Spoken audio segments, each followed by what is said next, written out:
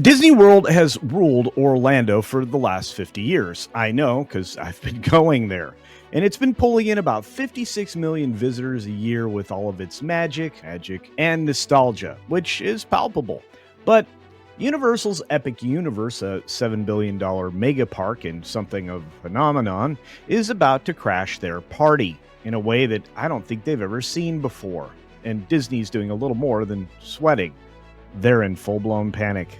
With billions on the line, is Disney now scrambling to hide just how deeply this park will affect their empire? And why aren't they fighting back? Today, we're going to be diving into the data, the buzz, and the high-stakes battle for Florida's tourists. And it's about to get intense. So, stick around, because we've got all the facts and figures for you. Here we go! Greetings, Culturians, and welcome back to the channel. Just a quick reminder to check that you're still subscribed, because whether you're here for your first time or your 1000th time, that subscription makes all the difference to your favorite creators. Plus, if you turn on the notification bell and get all those notifications, you won't miss anything. And believe me, there's tons of stuff each and every day. And with that, what's happening to Disney's Orlando empire? That's a really good question. Disney's been the king of Orlando for quite a while now, over 50 years in fact, and I have to tell you, I've had my share of visits there. But when they built this empire, did they not plan for some sort of a siege? Since they built Magic Kingdom, opening in 1971, Disney World has grown into 4 total parks, 20 plus hotels, and 56 million visitors a year, at least according to the 2023 data. That's nearly 3 times Universal's 20 million.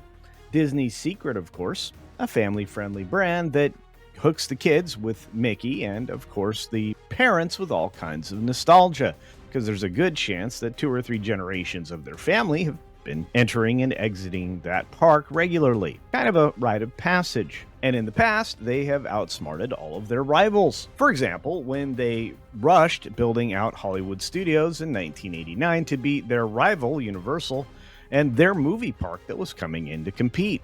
But since that moment of entry, Universal's been nipping at their heels in the Florida market and are looking to do more damage, finally. Especially since that Harry Potter Wizarding World blew the minds of all the 2010 Harry Potter fans and pretty much everybody else in the theme park industry. But now Universal's about to drop a bomb, and one that could shake Disney's crown right off of its head.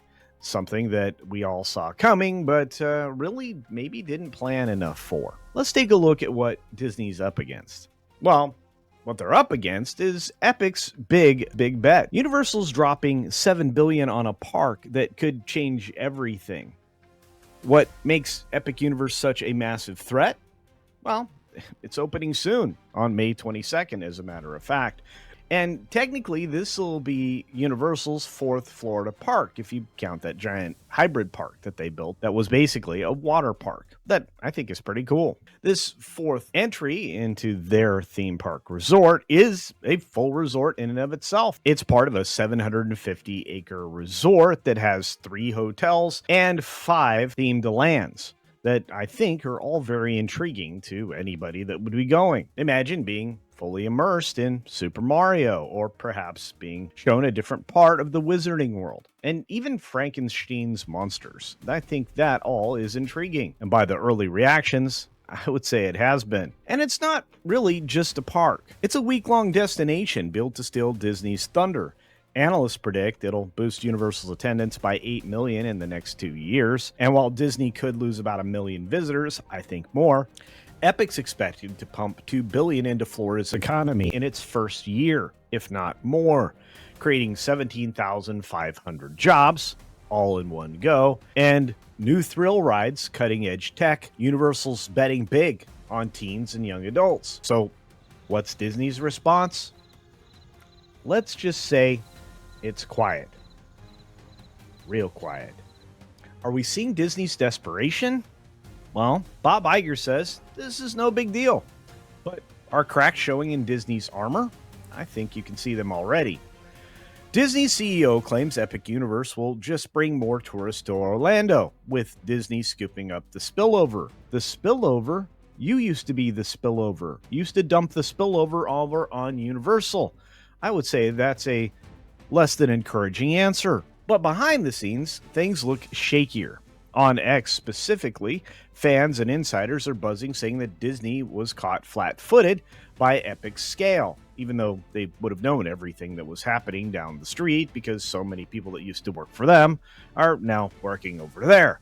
In fact, I'd say most of them. And I would also suggest that the terror over there is actually showing. Disney's leaning hard into family deals for 2025, targeting younger kids, while Universal's marketing screams thrills for teens and, well, everybody else in the family.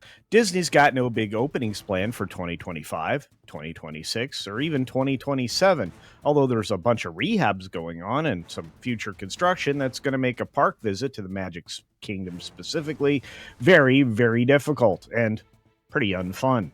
Their $60 billion investment in some new lands, which are going to disappoint substantially and destroy the beauty of Magic Kingdom forever, won't hit until 2026 or later. And I think 2026 is being too optimistic because just remember, it took them 7 years to give us Tron.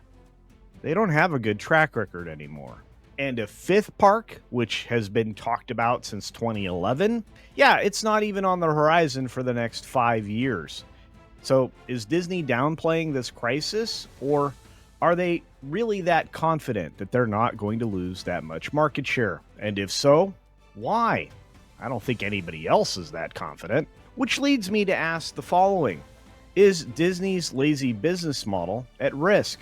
Because you have to agree, they've been very lazy. Disney's family magic has always won until now. I mean, they spruced up Fantasyland and even expanded it in Florida with new Fantasyland. But can they keep up with Universal's thrill machine? Disney's business model has always thrived on families, family entertainment, with some low-risk thrills that appeal to everybody in the entire family. Another major element of their model is that families spend big bucks at $199 per person for theme park tickets.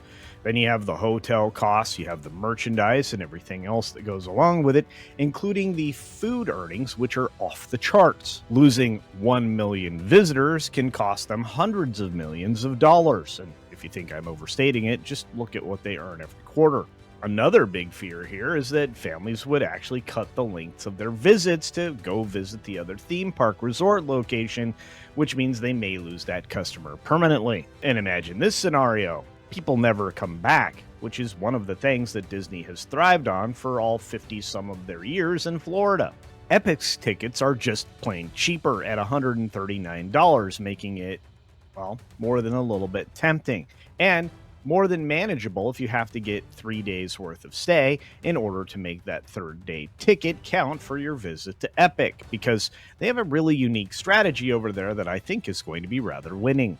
Universal's also targeting teens quite clearly with high-tech rides like Mario Kart and the Donkey Kong coaster, while Disney leans on classics like Peter Pan and things like that with very low thrill. Now, mind you, there are a few thrill attractions scattered about the 4 theme parks in Disney World, but they don't even compete with what Universal offers in the 2 parks they already have open, let alone in this third park that's going to be a thrill a minute. And here's the thing, Universal's not stopping there. They're building parks in the middle of Texas, in the middle of the country, so that they're more easily accessed by everybody in the United States. They're also putting a park in Nevada, which we'll get to in a moment. And finally, they just announced a park in the UK. And there's an unannounced effort that's happening in Spain that I'm sure we'll hear about in the course of the next year. Disney's $60 billion plan is massive, but it's slow, and it has labor issues. It also has tariff issues, perhaps, and it definitely has a lack of actual spending on the things that will intrigue park goers for the future, especially since this looks more like an operational cost budget than anything else. If Epic Universe shifts the market to thrill seekers, Disney's one-size-fits-all model is going to take a hit. So I ask again, has Disney just plain been lazy? But that brings us to a bigger question. When you look at the big picture here, What do you see? Is Disney's reign in danger, or will they bounce back? I think that's probably the best question. Universal's Epic Universe is a $7 billion wake-up call if ever I saw one. It is certainly set to steal tourists and market share, if not a giant chunk of market share, which I still think will be 20 to 30%. Of course, Disney's over there playing it cool, especially for the shareholder meetings, but to be fair, I think that non-reactive attitude is going to disappoint investors in the quarters to come. They have, as I mentioned before, no big moves planned. Nothing. Nada.